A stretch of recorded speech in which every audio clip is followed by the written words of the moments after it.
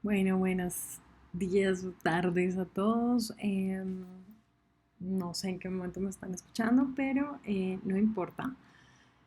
Lo que les cuento es que esta clase va a ser asincrónica. Eso quiere decir que les voy a subir el video de la grabación que yo haga de la clase y se los voy a enviar por el correo también. Ahorita vemos cómo vamos a hacer eso para que ustedes puedan ver la clase de la semana pasada. La clase de la semana pasada tocaba los temas de ciclos de vida, alternancia de generaciones, que es todo lo relacionado con las plantas y los hongos. Nosotros ya vimos algunas de las partes de la reproducción asexual y de la reproducción sexual, también algunas ventajas, algunos componentes ecológicos algunas adaptaciones que tienen los diferentes tipos de organismos para tomar o tener más bien una u otra modo de reproducción o inclusive los dos, ¿no? Recordemos que la reproducción sexual y asexual no son excluyentes en muchos organismos, en otros pues sí, como digamos los humanos, nosotros solamente nos podemos reproducir por reproducción sexual, pero no es el caso en todos los otros organismos. Entonces digamos que ahorita vamos a empezar a hablar un poquito de el caso de la reproducción en los hongos y más adelante vamos a hablar de las algas y de la reproducción de las algas, de alternancia de generaciones, vamos a hablar de los líquenes vamos también, esta parte es bien importante, vamos a hacer el quiz semanal, va a estar basado en esta clase, en esta grabación. Entonces las personas que vean la grabación, por favor hagan el quiz que va a estar habilitado de jueves a sábado. Este quiz es particular porque como la semana pasada ustedes tuvieron semana de receso en los colegios, por eso tomamos la decisión de hacer una sesión de resolución de dudas sobre el parcial y que ustedes vieran la corrección del parcial con nuestros monitores, porque algunos de ustedes tienen algunas dificultades para poderse conectar en la clase en el horario. Y bueno, digamos que como la semana pasada era semana de receso, en la universidad están las políticas claras de que en semana de receso no hay actividades académicas. En los colegios no sabemos bien cómo funciona la semana de receso, pero lo que yo pienso es que la semana de receso es una semana de receso, entonces por eso no hicimos clase la semana pasada sin embargo en el cronograma está la clase de la semana pasada, por eso se las hago en video y eh, vamos a contar el quiz que les suba para el jueves, entre el jueves y el sábado, como la asistencia a la clase de la semana pasada, ¿sí? Eh, las personas que se conectaron la semana pasada y que realizaron el quiz respectivo de la semana pasada, eh, como se dieron cuenta, era un quiz muy sencillo. eh, Todos tuvieron buenas notas y este quiz pues lo vamos a dejar como un bono para las personas que lo hicieran, ¿cierto? Entonces es súper importante, les repito, después de ver esta grabación, hagan el quiz correspondiente a esta semana, es decir, la semana del lunes 18 de octubre. Van a tener la posibilidad de hacer el quiz déjenme ver por aquí bien, entre el jueves 21 y el sábado 23. Yo les voy a habilitar el quiz. Recuerden que este quiz no es solamente la nota del quiz, sino de la asistencia a la clase. Bueno, en caso de que tengan algún problema con la grabación o algún problema con el quiz, porque a veces pasan, lo que les pedimos es que hagan una captura de pantalla y que nos cuenten cuál fue el problema que tuvieron en caso de no poder presentar el quiz, ¿cierto? Entonces recuerden que el quiz va a ser la asistencia de la clase de la semana pasada. Bueno, no habiendo más anuncios parroquiales, vamos a seguir con la clase. Esta grabación, por supuesto que no excluye la clase que hay esta semana. Esta semana vamos a tener clase normal, nuestras sesiones en la hora que es y también eh, la, la asistencia. Bueno, si alguien tiene alguna duda o pregunta, recuerden que estamos tanto los monitores como yo disponibles en el correo. Entonces estaremos pendientes cualquier cosa. También la semana pasada tuvimos, pues fue el corte para subir las notas a Banner. Listo, Banner es la plataforma de la universidad donde se suben las notas, disculpen, se suben las notas oficiales. Entonces, eso ya lo hicimos. Yo les sugiero que revisen sus notas si hay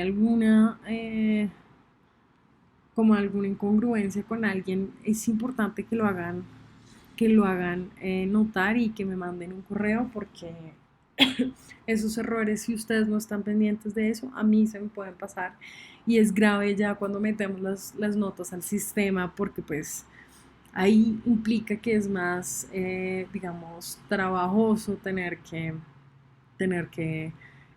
pedir que cambien unas notas y pues ustedes saben que todos queremos que pasen la clase de organismos. Bueno, entonces ahora sí vamos a empezar con los hongos. De los hongos ya habíamos hablado un poquito. Los hongos entonces son notablemente reconocidos por la descomposición. Recuerdan que son descomponedores. Además de eso, por supuesto que hay una diversidad grande en los hongos. Hay unos, vamos a verlo más adelante, hay unos que son saprófitos, otros que son parasíticos, otros que son comensales, hay líquenes, vamos a ver qué son los líquenes. Los hongos son monofiléticos y esto es bien importante porque vamos a ver que no todos los organismos son monofiléticos, las algas no lo son. Vamos a ver ahorita más adelante qué son las algas, si todo lo que nosotros llamamos algas es lo que creemos, es lo que realmente tenemos en la cabeza de que son las algas. Eh, y pues así de adelanto, o sea, la razón por la cual les hablo de las algas al tiempo que de los hongos es porque los líquenes son una unión entre hongos y entre las algas. Sí, eso ya habíamos hablado un poquito la semana anterior. Y esto es supremamente interesante porque las algas le da al hongo los productos que puede producir gracias a la fotosíntesis. Recuerden que las algas son autótrofas y los hongos le dan toda esta protección y le ayudan a tener otros nutrientes gracias pues al metabolismo de los hongos, ¿cierto? Que pues que dentro de los otros metabolismos están los descomponedores y los saprófitos. Entonces eso es como un ejemplo de las relaciones entre las interacciones más bien entre los diferentes organismos y entonces lo que tenemos con los líquenes es una sola estructura, o sea, como un solo, por decirlo de alguna manera, pero no es literal, un solo organismo que está compuesto por dos organismos que se ayudan mutuamente pues para tener una mejor calidad de vida y una mejor adaptación a su medio. Los hongos, además de ser monofiléticos, tienen sobre todo quitina en las paredes. Entonces, esto es un carácter propio de los hongos. Es posible que haya otro organismo que tenga quitina, pero en los hongos es un carácter derivado que tienen todos los hongos. y es como un carácter diagnóstico, ¿sí? Los hongos pertenecen al reino fungi. Recuerden que tenemos diferentes reinos, que está el reino animalia, el reino planta, el reino fungi, el reino arquea y bacteria. Y fungi es un reino completo. Y vean la relación filogenética que tiene con los animales y con los cuanoflagelados. Los cuanoflagelados y los protistas. Vamos a ver que las algas, de hecho, son protistas. No todas las algas, pero hay algunas de las algas que nosotros llamamos algas que son protistas en realidad. Entonces, con este cladograma quería que como que tuviera un poquito presente cuáles son las relaciones filogenéticas entre los diferentes organismos de esta clase. ¿Listo? Bueno, vamos a ver un video que a mi modo de ver explica muy bien el metabolismo y digamos las formas de crecimiento que tienen los hongos, el modo de vida que tienen los hongos, que son sumamente particulares. Los hongos tienen estas estructuras vegetativas que son lo que nosotros nos comemos, los champiñones, se llaman ascocarpos, basidocarpos, se reproducen algunos de ellos por esporas eh, y tienen diferentes estructuras con nombres particulares que cumplen la misma función que otras estructuras en otros organismos, tanto de reproducción como de metabolismo, como de dispersión. Los hongos pues no son muy móviles, ¿no? En eso se diferencian mucho de los animales. Y bueno, de las algas, no de las plantas en general, pues porque las plantas sí tienden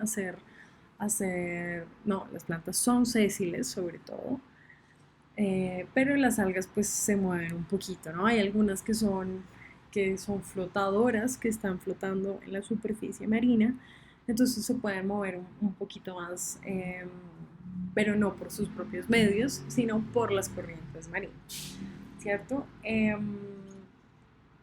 Les iba a decir una cosa y se me olvidó.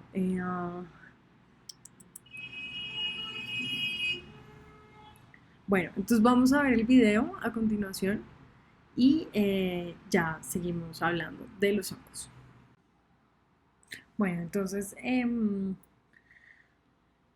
el video me gusta porque es visual, sin embargo tenemos que tener en cuenta que hay unas informaciones que hay que coger un poquito con pinzas. Bueno, entonces no es que mucor sea un tipo de hongo y que penicillium sea un tipo de hongo, sino que mucor y penicillium son hongos,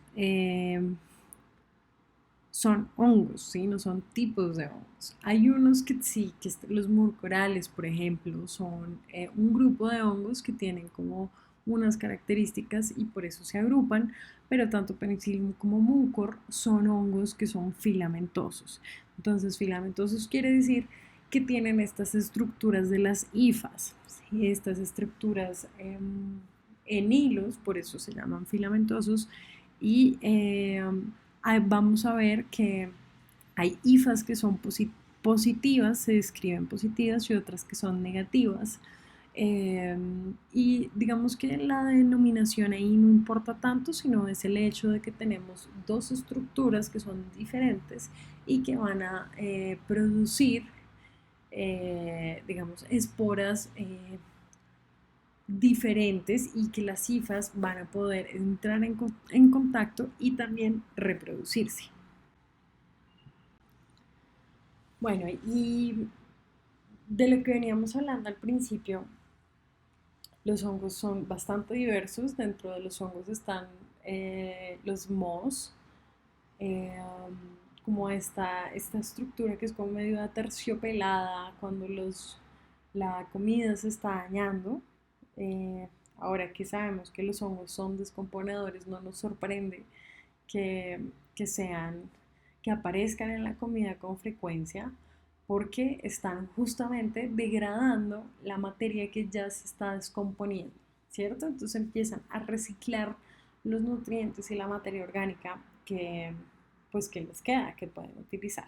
Entonces tenemos las levaduras. Las levaduras son unos hongos, además de los mohos están las levaduras. Las levaduras son hongos que son unicelulares, mm, se reproducen por gemación y entonces en esta diapositiva, si ven a la derecha, tenemos una levadura adulta, por así decirlo, a la cual le empieza a salir un turupito y es la manera en que ella se está reproduciendo. Eso se llama gemación. Entonces, a partir de un adulto le va a salir un pequeño turupito y este turupe va a empezar a crecer y va a crear una biomasa equivalente a otra célula, digamos, independiente, ¿cierto?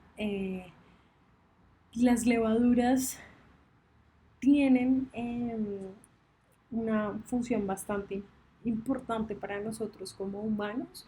Recuerden que los humanos somos la única especie que cocina y nosotros nos servimos de las levaduras para realizar los procesos de fermentación, como la cerveza, el pan y bueno, todos los derivados. Y digamos que esto nos ha permitido como explorar diferentes estados de los alimentos y meterlos como en la cocina, ¿sí? Como eh, pues la humanidad ya comiendo pan desde el inicio, el pan ha sido el soporte alimenticio bien importante y la levadura tiene una función eh, pues primordial en los panes, ¿no? La levadura, de hecho, lo que hace es realizar una fermentación, eso es transformar los azúcares que degrada la levadura en gases. Y esto lo que hace es que se infle el pan. Entonces, el pan, que generalmente es de trigo, puede haber pues de otros, ya sabemos que hay pan de papa, pan de maíz, pan de diferentes variedades. Y lo que pasa, sobre todo con el pan de trigo, es que pues no sé si han escuchado que, pues no, más, mejor dicho, recientemente hay varias personas que son alérgicas o intolerantes al gluten. El gluten es esta membrana que es como chicluda y lo que hace, propia del trigo, y lo que hace es que permite que el gas producido por la fermentación de las levaduras quede atrapado y entonces se infle, ¿sí? Como cuando uno está inflando una bomba, un globo y pues el globo es de plástico, ¿sí? Y uno sopla y sopla y el aire no se va a salir porque queda atrapado dentro de la bomba. Eso es exactamente lo que pasa con la producción del pan y la fermentación de las levaduras. Las levaduras se reproducen por gemación, han sido muy importantes a lo largo pues, de la humanidad. Yo siento que realmente no se les da el crédito que merecen, pero bueno, ahí les presento las levaduras, recuerden que son hongos. Además de las levaduras también tenemos los hongos multicelulares. O sea, creo que no les dije que las levaduras son unicelulares y justamente por eso hacen este proceso de gemación que está formando una nueva célula a partir de la célula adulta y cuando ya está formada se rompe y quedan dos celulitas, ¿sí? Independientes, pero son unicelulares. Mientras que los hongos multicelulares son los hongos que tienen estas hifas, ¿sí? Las hifas son entonces estos tejidos filamentosos, como lo ven en la diapositiva, son tejidos que son muy muy largos, que tienen esta particularidad que les dije que había hifas positivas e hifas negativas para poder eh, aparear estas hifas y realizar reproducción. Hay hifas de color azul claro, como con la atención que uno le pone, son hifas azules, pero en realidad son hifas de color cristalino y hay unas que son más oscuras, son como color cafecito, ¿sí? Y también, digamos, en la diapositiva están viendo en la parte de abajo que hay una hifa que es septada, o sea, tiene septos, tiene compartimentos y hay otras hifas que no tienen estos compartimentos. Entonces, dentro de los hongos hay una diversidad muy amplia, tanto en hábitos como en estructuras, y cada uno tiene una particularidad y una función propia, ¿sí? Estas estructuras, estos ascocarpos, estos champiñones, estas sombrillitas, mmm, son estructuras de dispersión porque dentro de las lamelas son cuando uno coge un champiñón y le dan la vuelta, que ven que debajo de la sombrillita tiene como una zona más oscura que está dividida como en diferentes compartimentos. Estas son lamelas y ahí es donde estos champiñones y diferentes hongos que también se parecen a los champiñones almacenan las esporas. Y entonces cuando la sombrillita tiene ciertos, digamos, movimientos como contracciones a veces, eh, que ya está madura y entonces se abre. En ese momento, cuando tienen esas contracciones, es que las esporas salen y las esporas son principalmente dispersadas por aire, ¿sí? Hay algunas que también pueden ser por agua, pero generalmente las esporas son por aire, por eso tienen una producción tan alta, se producen muchísimas esporas y se reparten por el viento. Mm, Ahí no solamente nosotros como humanos comemos champiñones o cocinamos champiñones, también no sé si han escuchado sobre los renos, que los renos también comen hongos y pues también se sabe que hay ciertos hongos que tienen metabolitos secundarios, es decir, sustancias que son alucinógenas como el LSD, y así como hay personas que consumen estos hongos por recreación, de manera recreativa, también también hay renos que lo hacen. Y también hay otros organismos hay más organismos que consumen hongos como de manera recreativa, pero en este momento se me fue, se me fueron los otros ejemplos. Sé que los renos sí consumen hongos, concretamente Amanita muscaria. Amanita muscaria es este hongo que es el de Mario, los que jugaron videojuegos, que es este champiñoncito rojo con punticos amarillos, es de esa manita. La manita es bastante tóxica. Por supuesto que el consumo de estas sustancias es nocivo y el abuso puede acarrear problemas muy graves. Bueno, pero pues es otra de las bondades de los hongos es producir estas sustancias secundarias. Mm, Dentro de los hongos, em, de los grupos, sobre todo más grandes, son Ascomycota y Basidiomycota. Vean en el número de aquí dice clones y ahorita vamos a hablar por qué son clones. Pero vean que Ascomycota y Basidiomycota son los dos grupos que más tienen clones. Los otros ya empiezan a ser, recuerden que estábamos hablando en el video de Mucor, que en el video decían los hongos tipo Mucor, Mucoromicotina, perdón, es un filum de los hongos y vean que tiene pues notablemente una menor cantidad de clones, que los fila, perdón, ascomicota y basidiomicota. Los clones sucede un poco lo mismo que con las plantas, que como hay reproducción vegetativa, es decir, reproducción asexual, cuando uno separa un hijito, un piecito de una planta y lo pone a crecer, pues ahí digamos, un conflicto cuando vamos a definir si son dos especímenes o si es uno solo, porque genéticamente son iguales.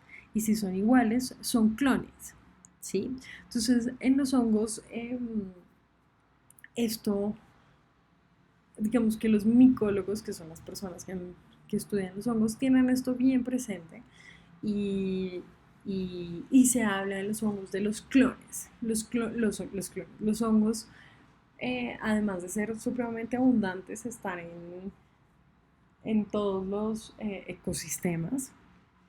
Hay una variabilidad muy alta en temas de colores, de formas, de olores y de sabores también.